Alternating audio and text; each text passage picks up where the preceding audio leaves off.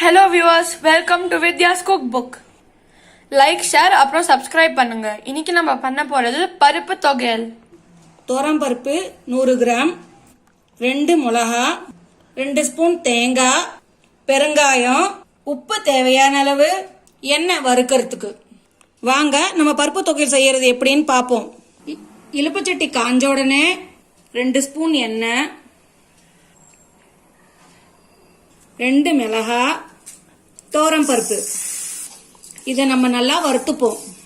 இதோட 1 ஸ்பூன் பெருங்காயத்தையும் போடுறேன். கட்டி பெருங்காயமா இருந்தா முதலே போட்டு வறுத்துக்கோங்க. இந்த பருப்பு தொகையல் மிளகு குழம்புக்கு காம்பினேஷன். இது பாருங்க நல்லா வறுந்துருத்து. இது ஆறினோடனே நம்ம அரைப்போம். இப்ப அரைக்கலாமா? 2 மிளகா, தோரம் பருப்பு, வறுத்த தோரம் பருப்பு, தேங்காய், இதுக்கு தேவையான அளவு உப்பு. இதை கொஞ்சமா தண்ணி விட்டு கட்டியா அரைச்சி எடுத்துட்டு வரேன். இந்த கப்ல 1 கப் தண்ணி விட்டுருக்கேன் நானு. இந்த மாதிரி ரெடியாகி கொண்டு வரணும்.